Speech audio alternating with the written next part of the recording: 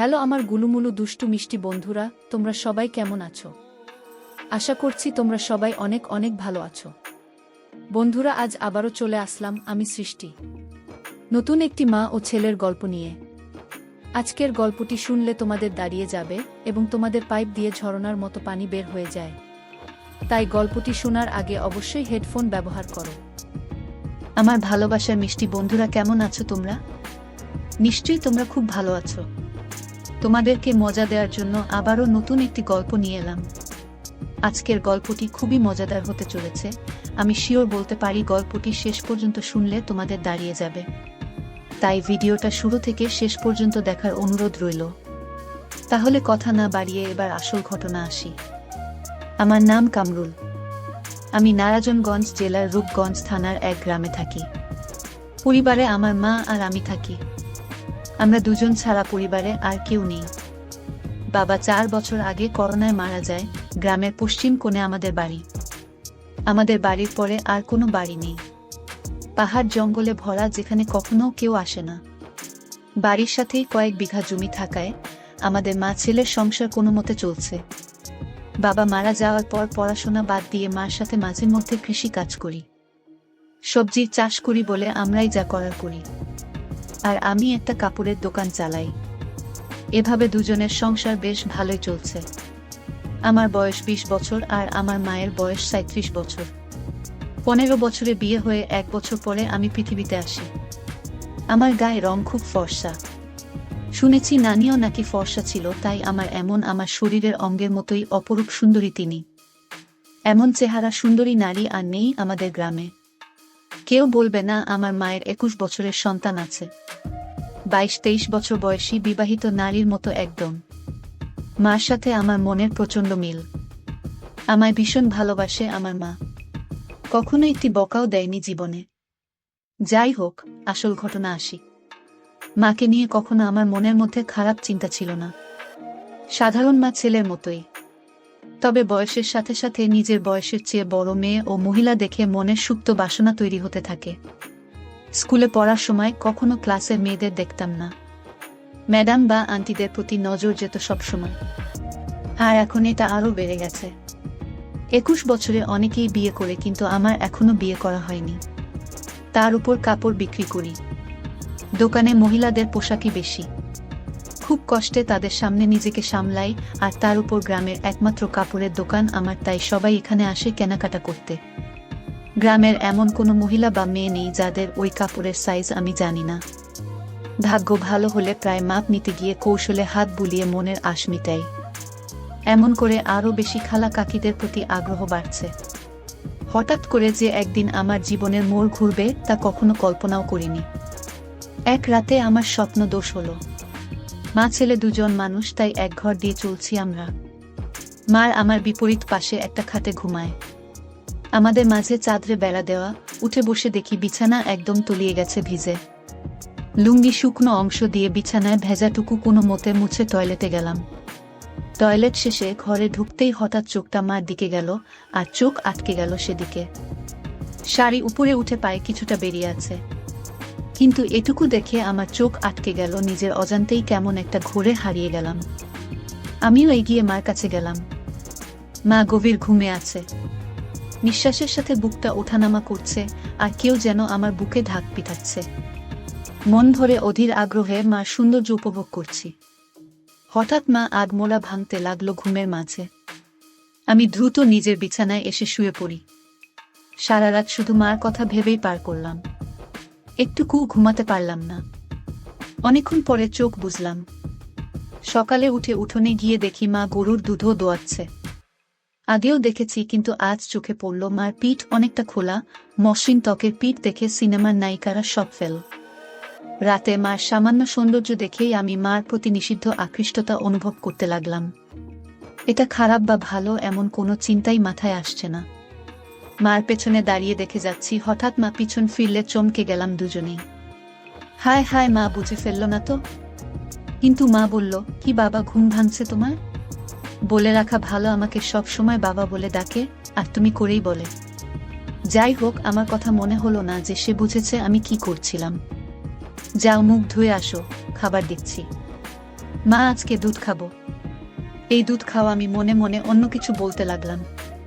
আমার ডাকে সম্মিত ফিরল। মা এই দুধ মাত্র দোহাইতাছি, গরম না করলে খাব কিভাবে? আমি এভাবেই খাবো, তুমি খাইয়ে দাও।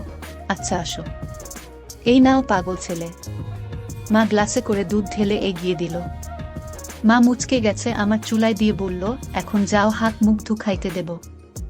আমি হাত মুখ ধুয়ে খেতে আসলাম। এসেই বলি, আজ আমাকে খাবার দাও। আমি অবাক হয়ে বলল, আজ কি হয়েছে তোমার? আমি কেন? খাওয়াই দিতে পারবে না? না আমি তা বলছি নাকি। তাহলে এমন জিজ্ঞেস করো কেন? আচ্ছা বাবা রাগ করো না, আসো আমি খাইয়ে দেই। এমন সময় আমি বললাম, আচ্ছা মা তুমি আমাকে ভালোবাসো? আমার এমন প্রশ্ন শুনে মা এক প্রকার ভয় পেয়ে বলল, কি হয়েছে তোমার? আজকে এমন কেন করছো?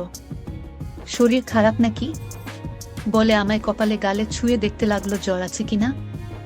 আমি বললাম, আরে মা আমার কিছুই হয়নি। জিজ্ঞেস করতে মন চাইল। মা বলল, তুমি ছাড়া আমার জীবনে আর কেউ আছে নাকি? তোমাকে নিয়ে আমার সব, আমার প্রাণ তুমি। নিজের জীবন থেকেও তোমায় বেশি ভালোবাসি, কিন্তু হঠাৎ এসব কেন জানতে চাইছো? মা তুমি আব্বা মারা যাওয়ার পর থেকে আর আগের মতো নেই, সাজনা নতুন কিছু পড়ো না। আমার এসব ভালো লাগে না। মা নিরাশ হয়ে বলল, বাবারে, স্বামী মারা গেলে কোনো নারীর অস্তিত্ব থাকে না। তুমি আমার জীবনে আছো বলেই আমি বেঁচে আছি, নইলে কবেই মরে যেতাম। আমি বাবাকে ভীষণ ভালোবাসতে তাই না? আম্মা সব স্ত্রী তার স্বামীকে ভালোবাসে, আমিও বাঁচতাম। আমি কিন্তু আমাকে বাসনা তার প্রমাণ দিয়ে দিলেন। আমার পছন্দ তুমি সেজেগুজে থাকো, কিন্তু তুমি তা করো না। আমায় ভালোবাসলে এমন করতে না। তুমি খুশি থাকো, তা চাই আমি।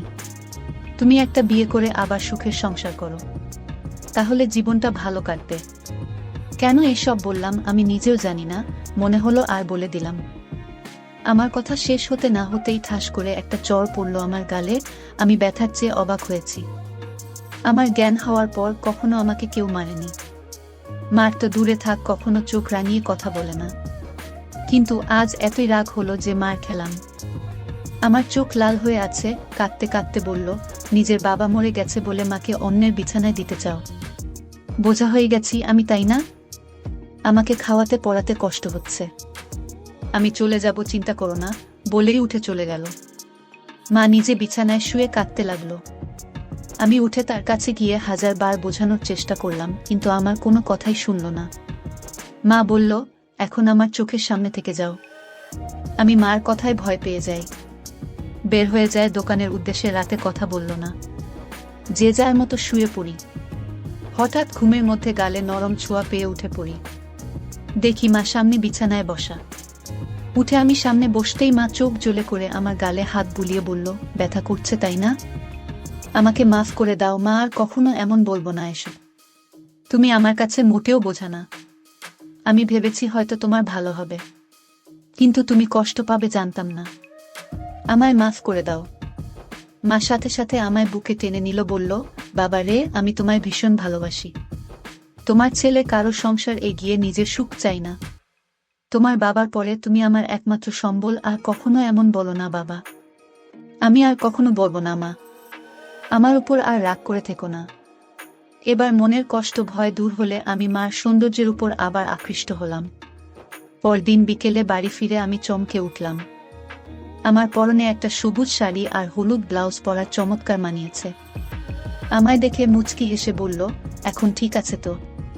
তুমি সত্যিই আমার জন্য নতুন শাড়ি পরেছ, নইলে কি অন্য কেউ আছে আমার? আমি খুশিতে মাকে জড়িয়ে ধরি। মাও সাড়া দিল, তুমি আমার জান, তোমার খুশি আমার খুশি। তুমি নতুন নতুন সাজবে, তা আমার খুব ভালো লাগে। মা বলল, বুঝেছি, তোমাকে এখন সুন্দরী একটা মেয়ে দেখে বিয়ে দিতে হবে। আমি বললাম, মা আর কখনো বিয়ের কথা আনবে না। মা বলল, সে কি, বিয়ে কেন করবে না?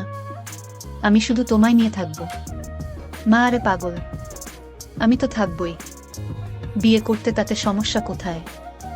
আমি বললাম, আমার আর তোমার মাঝে অন্য কেউ আসতে পারবে না। আমি চাই না আমাদের মাঝে কেউ আসুক আর কখনো বিয়ের কথা বলবে না। তুমি ছাড়া আর কাউকে নিয়ে আমি সংসার করতে চাই না।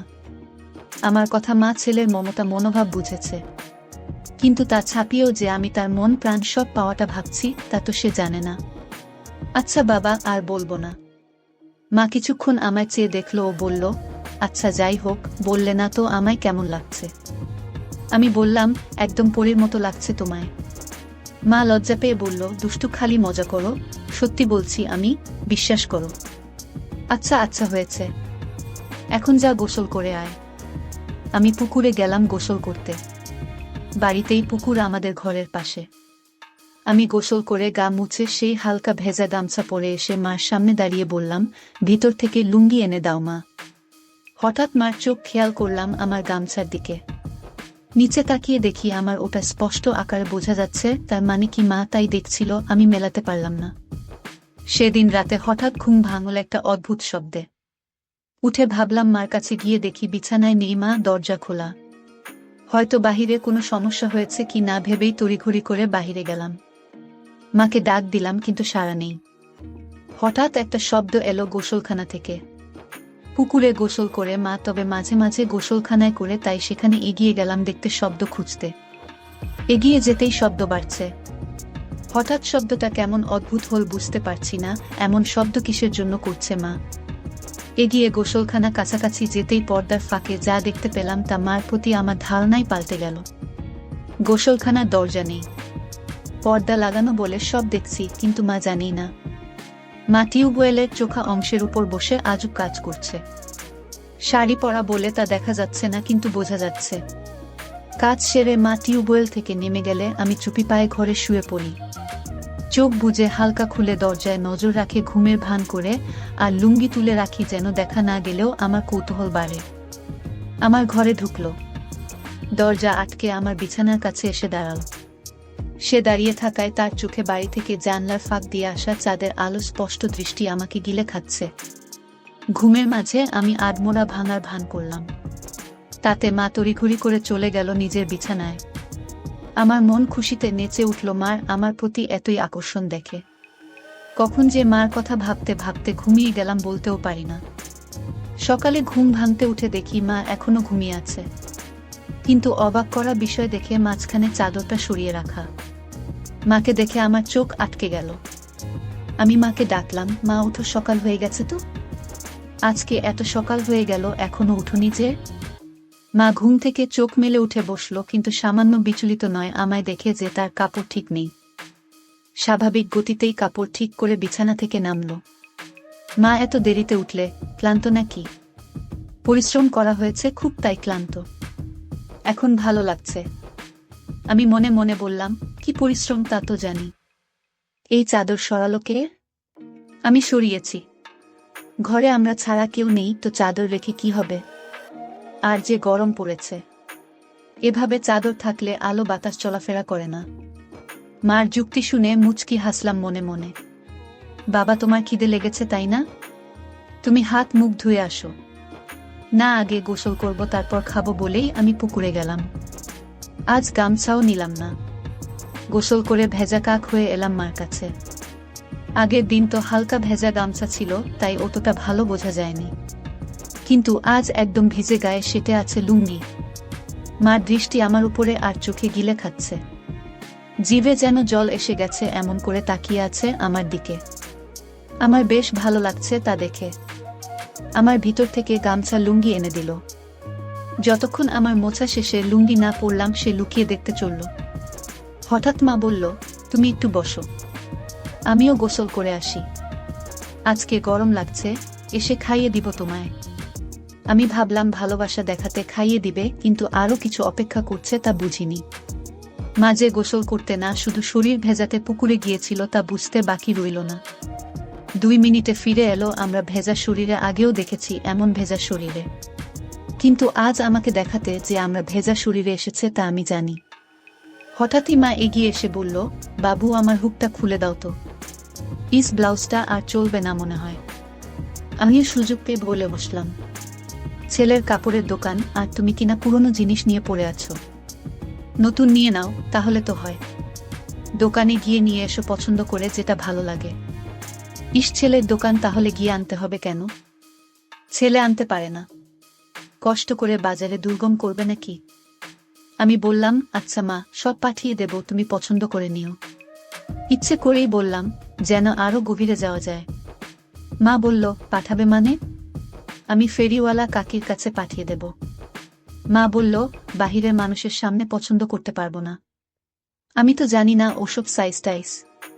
তাছাড়া আমার সামনে এসো, সমস্যা হবে না। মাকে বলল, সমস্যা হবে? দোকানদার হয়েছে, খদ্দেরকে কাপড় দেখাবে। কি সব বলছো বলো তো? দোকানেও কি এমন করো? আচ্ছা মা, ভুল হয়েছে। আমি নিয়ে আসবো সবগুলো, তোমার পছন্দ মতো সাইজ বুঝে নিও। সব কেন আনবে? আমার সাইজের গুলোই আনবে শুধু। রং আমি বেছে নেব সাইজ 34, মনে থাকবে তো? আমি মার দিকে হা করে তাকিয়ে আছি। মা এতটাই আমার উপর ফিদা যে উঠে পড়ে লাজ লজ্জা সংকোচ ভুলে আমায় সব জানিয়ে দিচ্ছে। আমি প্রচণ্ড খুশি ও অবাকও হলাম। সারাদিন মার কথা ভেবেই দিন পার করলাম। দোকান বন্ধ করার সময় বেছে বেছে বড় গলাওয়ালা কয়েকটা নিলাম। দোকান থেকে বের হয়ে সোজা বাসায় পৌঁছে যাই। গিয়ে দেখি মা ক্ষেতের কাজ করছে। আমিও গেলাম সেখানে, কিন্তু গা মেখে গেছে ধুলো বালি ও কাদা দিয়ে। আজ কেমন অদ্ভুত লাগছে, এমন করে কাদা মাখামাখি হয় না কখনো। বাড়ির ভিতরে ঢুকতে ঢুকতে বললাম, তুমি তো কাদা দিয়ে মেখে গেছে, শাড়ি পুরো মেখে গেছে, কি করব বলো? এক সেট হয়ে তো কাজ করা যাবে না, তাই না? আমি অবাক হয়ে গেলাম আমার কথা শুনে। আমার দিকে হুট করে তাকাতেই মা হেসে দিল। সাথে আমিও হেসে দিই। ধীরে ধীরে কেমন একটা ঘুলে মিলে যাচ্ছে দুজনে। সবজির ডালা রাখার পরে মা বলল, আমার জিনিস আনছো? আনছি মা, পরে দেখো, সাইজে না হলে পাল্টা আনবো। মা বলল, সাইজ হবে, বিশ্বাস আছে তোমার উপর, বলেই মুচকি হেসে চলে গেল ঘরে। আমি বাইরে দাঁড়ানো। একটু পরেই মা ডাক দিল ভিতরে। যেতে যেতে ভাবলাম মজার কিছু হবে, কিন্তু মা হতাশ করলো। মা হাতে একটা হলুদ শাড়ি আর গামছা। মা বলল, তুমি একটু বসো, আমি গোসল করে আসি। বলেই আমরা পুকুরে চলে গেল। কিছু না ভেবেই চলে গেলাম। একটু পরেই পুকুরের কাছে ঝোপঝাড়ে গিয়ে দাঁড়িয়ে উকি মারতেই চোখ কপালে উঠে গেল। আহ, কি সুন্দর লাগছে বলে বোঝানো যাবে না। হঠাৎ একটা পিঁপড়া কামড় দিলে আচমকাই মুখ থেকে উহু শব্দ বের হয়ে গেল, আর ঝোপঝাড় একটু নড়ে গেল।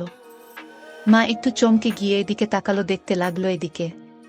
পরক্ষণেই আমায় অবাক করে দিয়ে মার মুখে একটা মুচকি হাসি দেখতে পেলাম। মাথায় ঢুকলো না। মা কি আমায় দেখে ফেলেছে?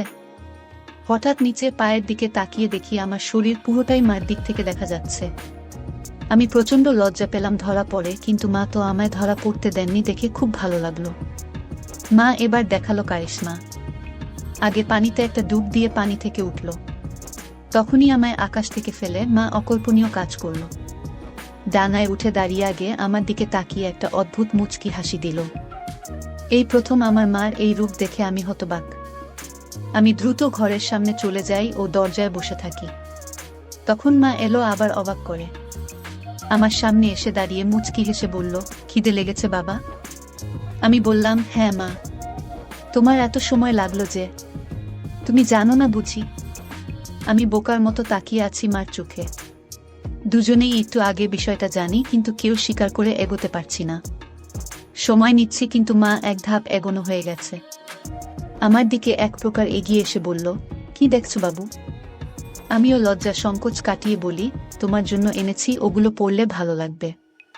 মার মুখে মারাত্মক একটা হাসি এনে বলল, কেন এগুলো ভালো লাগে না আমায়? ভালো লাগে, কিন্তু আমি যা এনেছি তা এর চেয়েও সুন্দর মানাবে তোমায়। বেশ নজর রাখছে দেখছি আমার উপর। মা আমায় সুযোগ দিচ্ছে।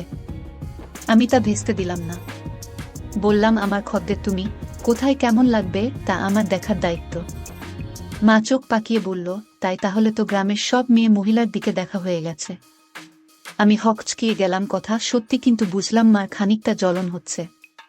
তাই আরেকটু জ্বালাতে বললাম, সবারই কি আর দেখব?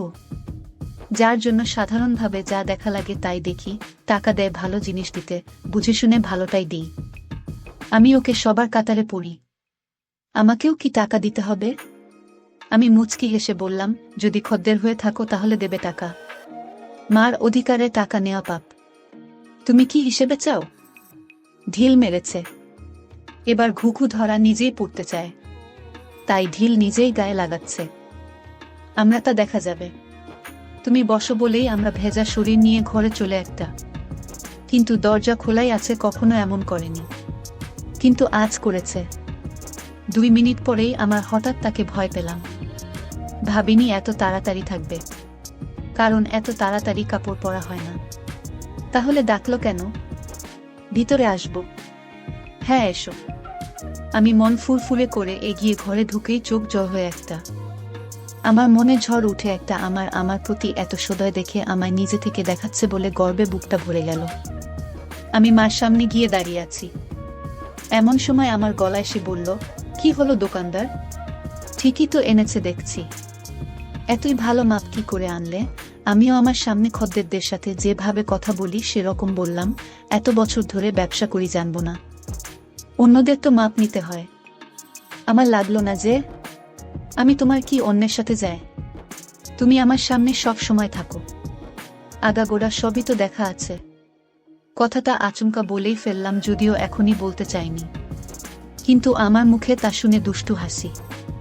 যাক, ভালো এনেছে। তোমার গায়ে ফিট হয়েছে তো? কোনো সমস্যা হলে বলো, অন্য সাইজ আনবো তাহলে। একদম ঠিক আছে, কিন্তু একটা জিনিস বলা দরকার। কি বলো বলো। আমার উত্তেজনা দেখে আমরা হেসে দিল মুখে হাত দিয়ে। আমিও সামনে লজ্জা পেয়ে বললাম, কি জিনিস মা? আর কোনো সমস্যা না, একদম মাতামাতি হয়েছে, কিন্তু আমার আরেকটা টাইট করার ইচ্ছা। না তো তুমি জানোই, তবুও একবার মাপ নিয়ে নাও। আমি আমার প্রতি এতই আহ্বান দেখে মুগ্ধ। মা তার গায়ে ছোঁয়ার সুযোগ করে দিচ্ছে। আমি এতই মুগ্ধ যে তাকিয়ে আছি। তুমি মনে হয় মাপ নেবে না? সরকার করেনি? আরে না, এই তো নিচ্ছি। এক প্রকার দৌড় ঝাঁপ করে ফিতা এনে আমার সামনে দাঁড়ালাম। অন্যদেরও তো স্বাভাবিকভাবেই মাপ নেই, কিন্তু আমার সামনে সে বুক ধরফর করছে। কোনো পাশ থেকে শুরু করব তাই বুঝতে পারছি না। এতই পাগল হয়েছি যে কিসের জন্য মাপ নিব তাই জিজ্ঞাসা করিনি। আমরা মুচকি হাসছে আমার কাণ্ড দেখে। কি হলো, হাসছো কেন আম্মা? কিসের মাপ নিবে তুমি জিজ্ঞেস করছো? ও তাই তো। কিসের? জামা? পাগল ছেলে, তুমি যে দোকান করো কিভাবে জানি না। না, এই ধরো বলেই আমার হাত দুদিকে ছড়িয়ে দিল। আমি একটু ঝুঁকে পিছন দিয়ে ফিতা এনে বুকের উপর রাখলাম। এখনো তাই করিনি। আমরা তাও বলল, আর তাই আমায় বুকে একটা কাঁপুনি হলো আর মুখে পাগলাতে একটা চাননি। আমার চাইনি দেখে আমরা একটু বিরক্ত হয়ে বলল, খদ্দেরদের সাথে এমন আচরণ করো তুমি? একটা মাপ নিতে এত সময় কেন? যত যাই হোক তুমি তো মা, তাতে কি হয়েছে? কাজের জায়গায় বাহিরে হলে কি এতই স্বাভাবিকভাবে তোমায় বলতে পারতাম? তুমি নিজের পেটের সন্তান, তাও যদি এত রং চং করো। লাগবে না, যাও। বলেই আমার সরে যেতে নিলে আমি হাত ধরে বলি, আচ্ছা এসো মাপ নিচ্ছি। কত রাগ করে গো, নয়তো কি করব? বাহিরের মানুষের কাছে গিয়ে মাপ দিব? আচ্ছা হয়েছে, এসো হাত সরাও। আম্মা পারবো না। পারলে সরিয়ে নাও। আমার এই অভিমান খুব ভালো লাগলো। আমি এবার সংকোচ কেটে গেলাম, তাই আমিও এগিয়ে গেলাম। বন্ধুরা, আমি সৃষ্টি। আজকের গল্পটি এখানে শেষ করলাম। দেখা হবে পরবর্তী গল্পে। আর হ্যাঁ, তোমরা যারা আমার সাথে ভিডিও কলে কথা বলতে চাও তারা আমার চ্যানেলটি সাবস্ক্রাইব করে রাখো। পরবর্তী গল্পে আমি আমার ইমো নাম্বারটি তোমাদেরকে দিয়ে দিব।